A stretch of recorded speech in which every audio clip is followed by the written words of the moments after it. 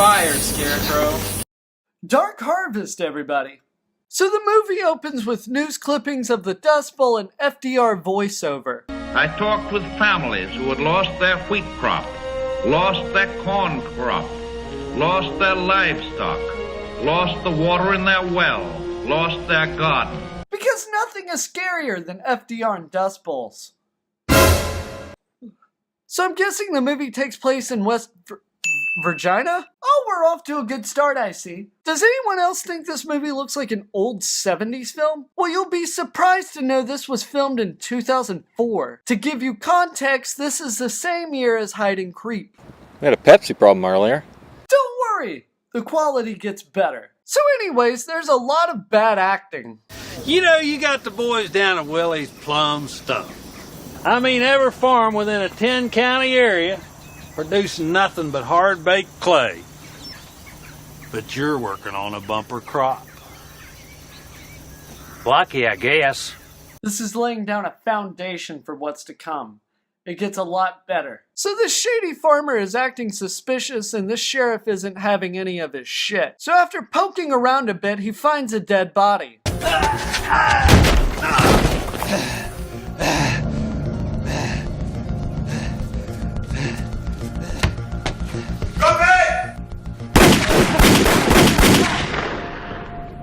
Cut to the present, and our main character, Sideburns. And this fat-ass lawyer played by the fat-ass writer-director, Paul Moore. Paul Moore is what is commonly referred to as a hack.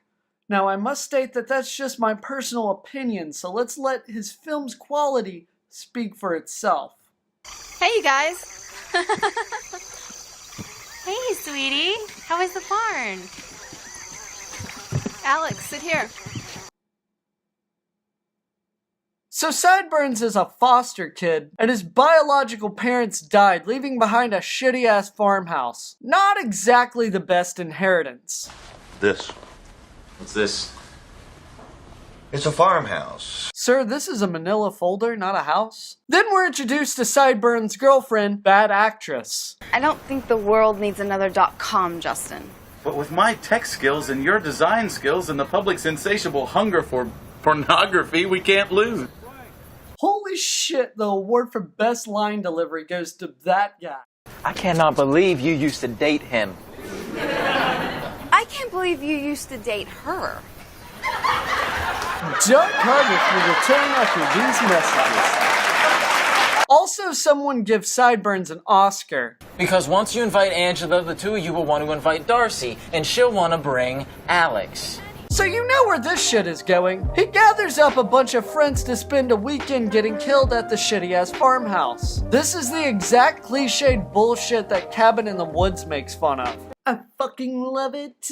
Okay, let's talk about these characters. There's Sideburns, his bimbo girlfriend, blonde lesbian, social justice lesbian. We're women and not possessions. Asshole. Token, and fake British girl. Yes, it's like pornography minus the death. That's right, this chick has an obviously fake British accent. So, no water, no plumbing. Like, was that the actress's choice? Did the script call for a British person? Hey, tall, dark, and handsome. You have until the count of 10 to get out of those clothes and enter the water. Why did the director insist on this accent if she can't do it? Then put him on ice. We've only got an hour of daylight left for swimming. Making her British doesn't change the movie, I promise. I mean, having your entire past just dumped into your lap overnight has to be a little overwhelming. It's like the most offensively bad accent I've ever heard. No, Mrs. Stay. Mr. Cochata Pinks. Play the obvious clip. You and your friends going to buy something? Yeah, I think I heard someone mention something about some limes. Limes is a tropical fruit, son. Yeah? This ain't the tropics. Can I use the bathroom now? It's no Pepsi scene, but it'll do. Anybody notice the goddamn camera is out of focus in this scene? Hey, asshole! I think your actor's more important than the fucking calendar. Oh, so you're a baker? My father was a baker. I am a candlestick maker. We need to also address this movie's theme song.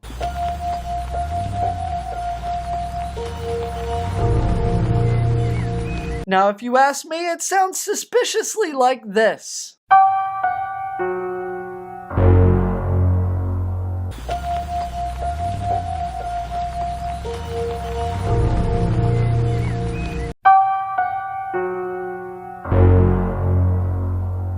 I want to say they completely ripped that off, but considering how uninspired this piece of shit is, I'm just going to suggest it. So these completely non-stereotypes arrive at the farmhouse. Get used to this location because basically the rest of the movie takes place here. Anyways, after exchanging thought-provoking and compelling dialogue, Sideburns goes on a side quest back to the store, where he finds this ghost lady. Elijah Baker built that farm.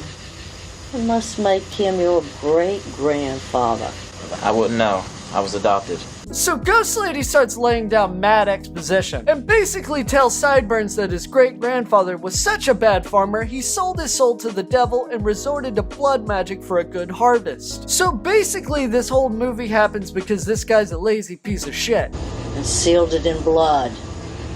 Folks say that Elijah sowed his field in human blood. Lady, that's one of the worst dubs I've ever seen. And I've seen Subterrano. Where's my mommy? Thank you for the history lesson, Maggie, but I need to get going. Hey, Maggie, how did you know my...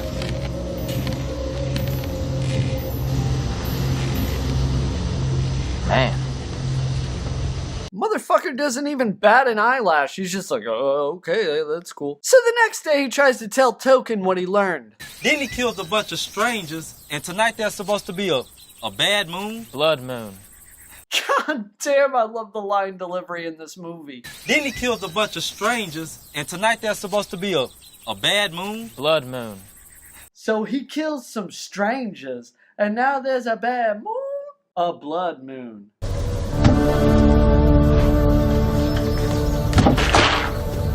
What is it? There's something wrong.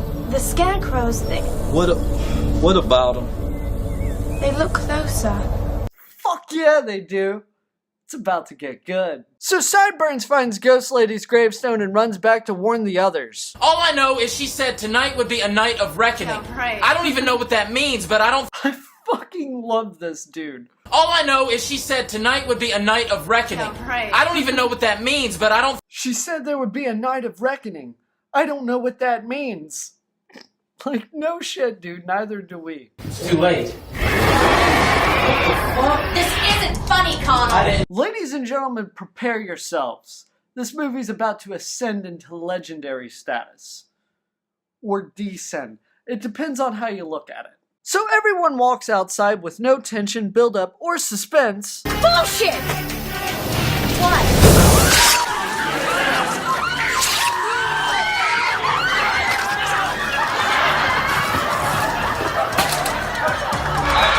Doug Hardwick will return after these messages. Oh, that's fucking nothing. The movie's just warming up. The chair! The chair! And we're still just warming up. It looks bad. He needs a doctor. What the fuck is going on here? I told you the old lady said they wanted revenge. What, the scarecrow? Evil spirits. I want to track this script down. It must be like one of the greatest pieces of literature fucking ever written. Also, did I mention the scarecrows make tiger noises? Did I mention that? Or maybe it's a lion. Honestly, who the fuck cares? Fuck you. I don't know about you guys, but I've been making torches. It just seems like an obvious solution here. So Sideburns and Fake British decide to get the car keys off dead lesbian's corpse. Look out!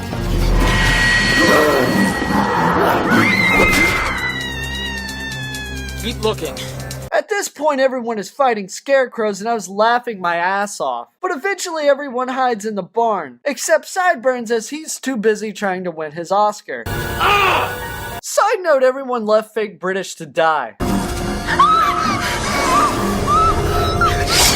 Brian, What? I need you to climb into the hayloft with Darcy. But Jess, Darcy's gay. And it's around this time that the power gets cut. First, we need to get the lights back on. Without power, we're sitting ducks. Are you implying that with power, you're not sitting ducks? Because you guys seem pretty fucked either way. So Sideburns gives JC Penney a motivational speech. Well, I don't want to leave you alone again. I don't want to be left alone again, but unless you got a better idea. And she immediately dies in the next scene. We've got to hurry. Sean has a plan, but we've got... Jessica! I bet you wish you could change your mind on Shane Wallett's porn proposal, huh? Side note, why didn't Mr. Scarecrow go up and finish the rest of them off? There's just a mortally wounded person and a woman up there. I think your odds are pretty good. So it's time for the ultimate showdown. Sideburns versus a Scarecrow. Have a little fire, Scarecrow.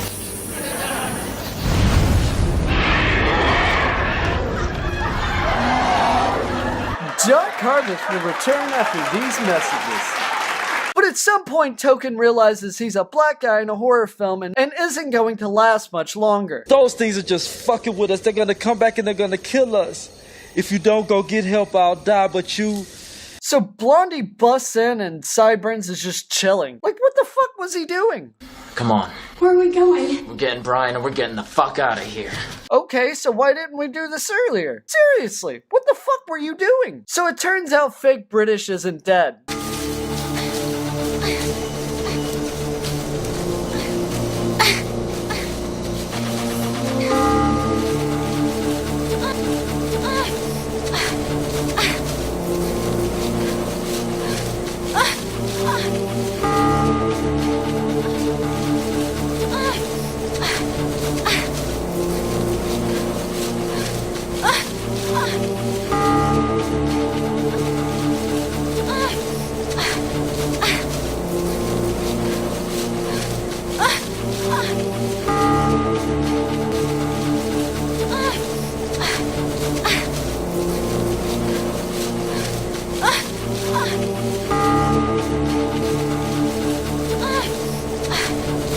Unfortunately, Token is. Surprise, motherfucker!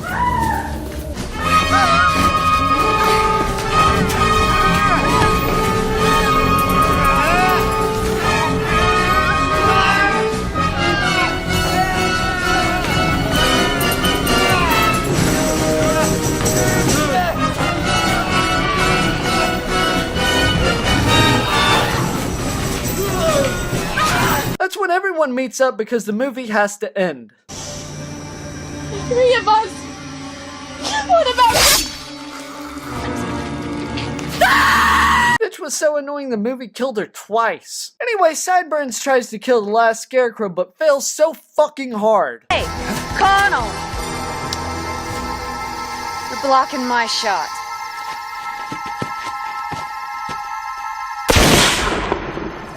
And cut. Cut. Cut. Cut. Christ on a cross, cut!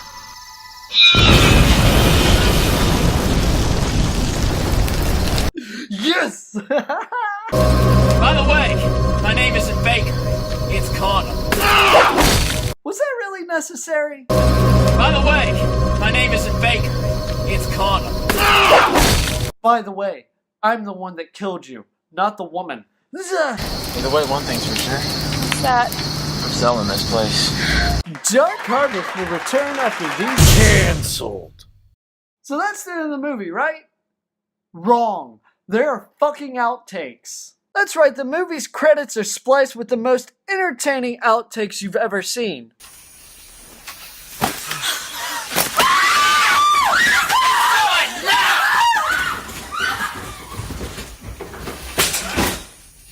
Maybe entertaining is a strong word, but they do have outtakes for our favorite moments. Action. How about a little fire scare?